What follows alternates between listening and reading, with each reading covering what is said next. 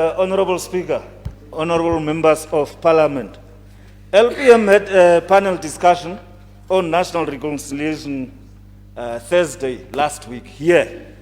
We invited Bishop Lucas Katenda, Dr. Job Amupanda, Connie Herselman, both of them senior political lecturers at the University of Namibia, and also Levalaza Simata, the young man who discussed this matter properly.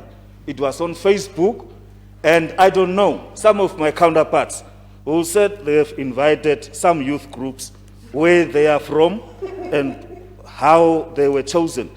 But, Honorable Speaker, social diversity, whether this be racial, ethnic, religious, or economic in nature, is a prominent generator of political difference. Fault lines generated by these social cleavages can be found in almost all countries in the world. Opposing interests are divided by social fractures, which in turn create political competition. Therefore, the dangerous re-ethnicization of Namibian politics must be stopped, lest it lead to the same ethno-nationalism that caused bloodshed in Rwanda, Yugoslavia, and elsewhere. Now, when I was a political science student, I read History of Resistance. I don't know how many of us read that book. It was written by the professor over there, History of Resistance. We also read To Be Born a Nation. There is another interesting book that I will recommend, Namibia, The Broken Shield, Anatomy of Imperialism and Revolution by Dr. Kaire Mbwende. Those books, if you miss them, I recommend, please read them. Now, I'm very much thankful to Honorable Royal Dr.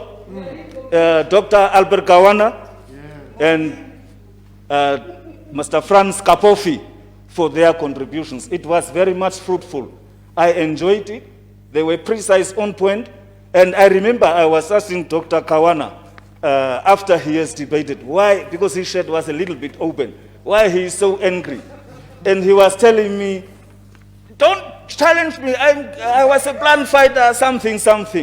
So today I'm happy that you engaged on this topic, as you did. You also composed a nice song, and you did very well.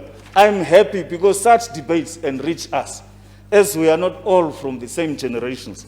Now, in prison notebooks, Italian Marxist and journalist Antonio Gramsci talks about cultural imperialism and hegemony, the ideological base and the superstructure. Next time we must bring boards here so that we can educate each other properly. Now, the ideological base and superstructure, more especially the base, refers essentially to means of production and relations of production, and superstructure, the politics, education, culture, religion, which ultimately shape the framework of perception, understanding, and knowledge. And therefore, Honorable Speaker, it is within this frame that we should locate current discussions, within the frame of the base and the superstructure. Now, why do I say so? Because I don't want to concentrate so much on the history, like the Honorable Ipumbu Shimi did. Now, the Landless People's Movement is a movement with a parliamentary wing, with a revolutionary commitment to instill in the masses critical self-consciousness to advance Namibia forward.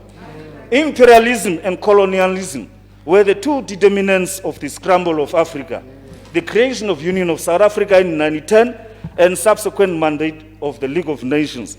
And it led to the rise of the National Party in 1945 with the Dr. Verwoerd, Dr. Malan, and so on.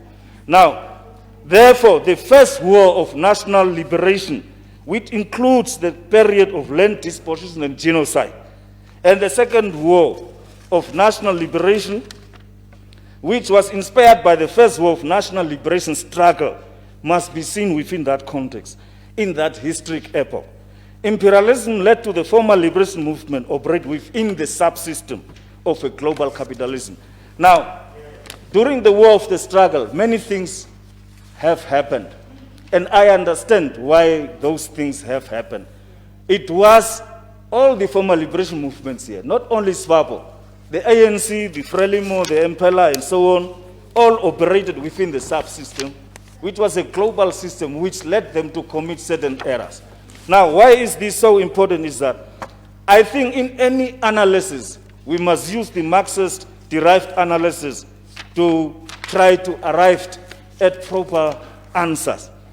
Namibia's task supreme now, without dwelling so much on history, must be to dismantle an economic and social system based on the South African hegemony, still that began in the 1920s, while a dissatisfied majority who live in abject poverty see the gap between themselves and the rich more explicitly widened every day.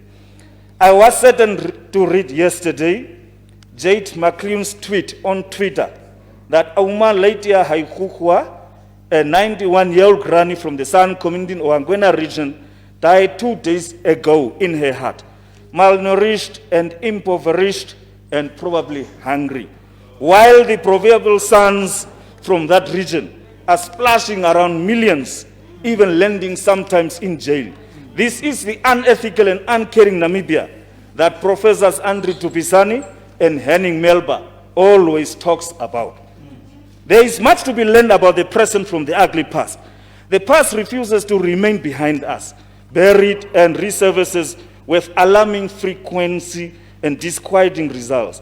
The past of the results of the scramble of Africa, the land dispossessions, the Odental Commission, the butchers of the Lubango dungeons, and post-conflict elite land capture is haunting us today. To paraphrase disgraced former Minister of Justice, Sakhe Shangala, the truth is a very stubborn thing. Truth, you can hide it. Jere, it comes out. You can bury it, it just comes out. The truth. Now, I don't know how many, I will be in 2050. I might be 72 years old. I don't know how old some of us are going to be. Now, if we don't, as Honorable Royal Ingongo said, sit down and discuss these things. Not to discuss history in its totality, but to look at certain programs that are ongoing already and to expand on it, on some with new dimensions. I think we can begin to find a common ground. It has increasingly become clear that SWAPO, even with a new leadership in a few years' time, will not be able to fix our society, and nor should we expect it. It will take a mammoth task of collective effort from civil society and citizens to rise up and speak out against the inaction fueled by those who will consign our country to the dustbin of corrupt politics. In the end, public policies suffer. For example, UNICEF report in 2011 titled Research, Improving Quality and Equity in Education in Namibia, a trend and gap analysis, shows that in the educational sector alone, the projected year for the achievement of full coverage of teacher accommodation will be in the year 2276. The replacement of classrooms made of prefabricated material in 2060, and toilets for pupils in 2040. Now, this is so long, whilst we are wasting time here debating sometimes unnecessary things. Our society, now more than ever, is in need of critical voices on every front as it continues the battle to find its soul. Hannah Arendt, a German-American philosopher, warned us that before mass leaders seize the power to fit reality to their lies, their propaganda is marked by its extreme contempt for facts. As such, for in their opinion, fact depends entirely on the power of the men who can fabricate it. According to Johan Galtung's conflict triangle, there are 3 types of violence: direct violence, structural violence, and cultural violence. I think Honorable Royal mentioned this also. But I did it in a class under conflict resolution. Now, I wish to remind ourselves that social diversity, whether this be racial, ethnic, religious, or economic in nature, is a prominent generator of political difference. Post-conflict Namibia faced many challenges, chiefly amongst them the triple challenges of poverty, inequality, and unemployment, and land reform, a subcomponent of agrarian reform. Inequality and poverty has become worse over the past few years, and there are no sustainable policies. I'm not talking about immediate interventions.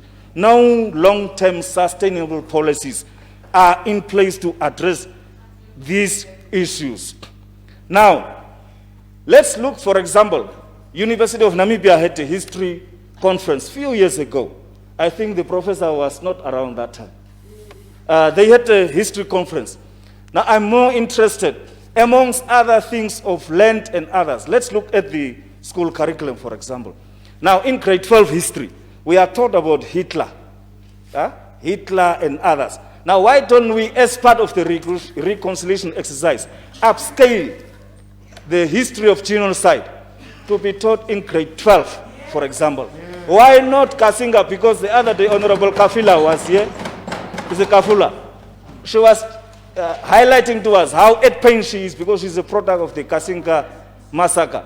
Why don't we tell her story in grade 12 rather than Hitler and all these tribal wars that we are being taught about in grade 12? Now, Honorable Speaker, we are facing a parabola of democracy. We live in a perfect legitimation crisis.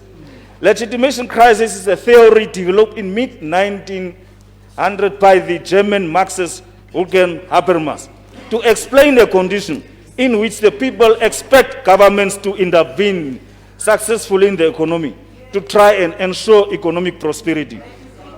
Failure to do so will result in the system being questioned and thus undermining its legitimacy. Because you are unable to intervene successfully and correctly, these questions will come back again in 2050. There might be somebody from LPM or any other party who will raise the same debate. Now, why don't we take this opportunity and solve these things once and for all? Now, Honorable Speaker, lastly, patriotism has taken on a whole new meaning, which is less ideological, but venal and criminal.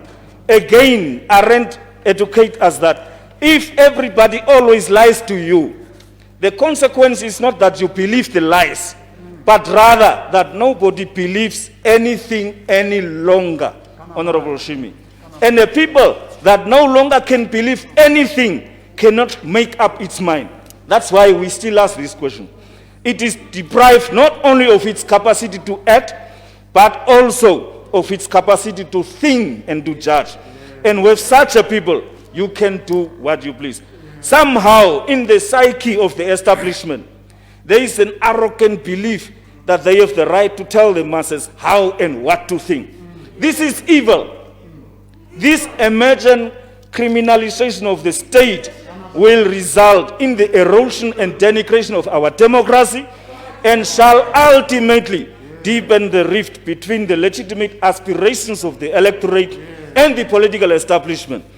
This already self-evident political schism created by the extra-arrogant political elite will certainly lead to the demise of genuine peace and curtail national development. I so submit, Honorable Speaker. Thank you. Thank you.